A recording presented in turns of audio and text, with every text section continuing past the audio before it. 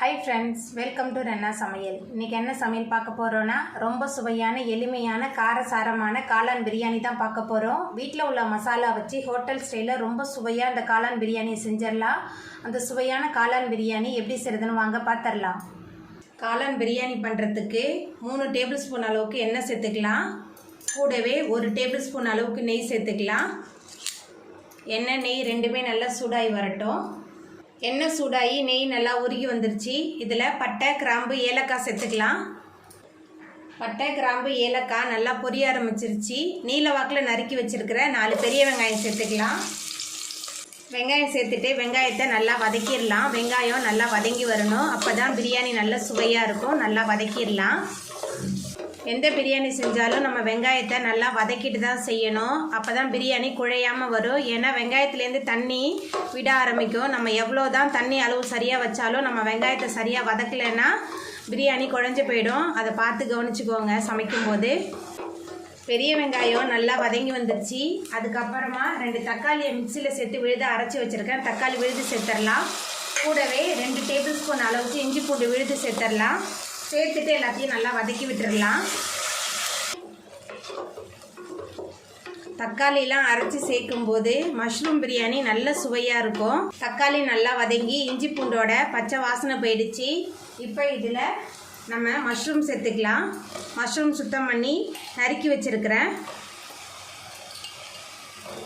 Mushroom சேர்த்துட்டு 2 நிமிஷத்துக்கு நல்லா வதக்கி விட்டுடலாம். மஷ்ரூம் சேர்த்துட்டு ஒரு 2 நிமிஷத்துக்கு நல்லா வதக்கி விட்டாச்சு. இப்போ இதில் மசாலா தூள்லாம் சேர்த்துக்கலாம்.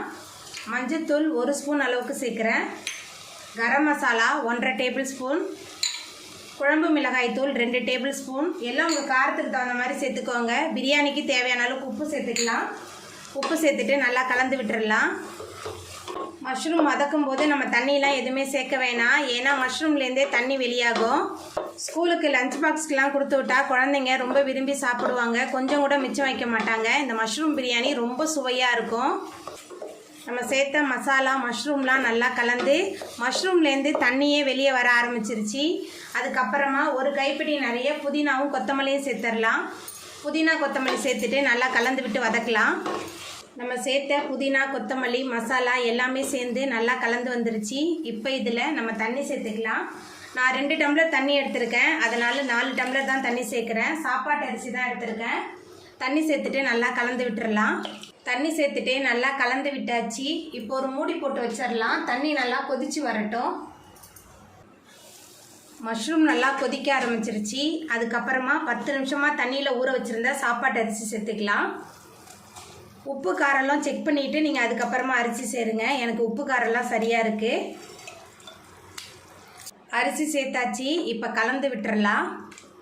அரிசி சேர்த்துட்டு நல்லா கலந்து விட்டாச்சு. தண்ணி கொஞ்சம் சுண்டி வரட்டும். நம்ம சேர்த்த தண்ணிலாம் நல்லா வற்றி வந்துருச்சு. இப்போ இதில் 1 டேபிள் ஸ்பூன் அளவுக்கு நெய் சேர்த்துக்கலாம்.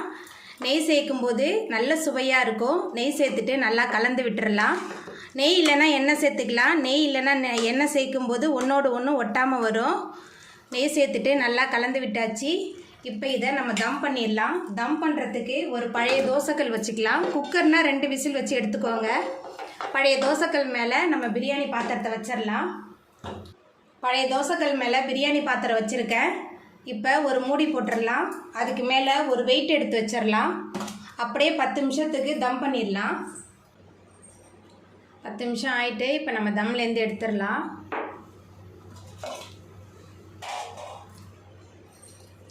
பாருங்கள் எவ்வளோ உதிரி உதிரியாக இருக்குன்னு சொல்லிட்டு கொஞ்சம் கூட அடியே பிடிக்கல பாருங்கள். ரொம்ப சுவையாக இருக்கும் இந்த மஷ்ரூம் பிரியாணி.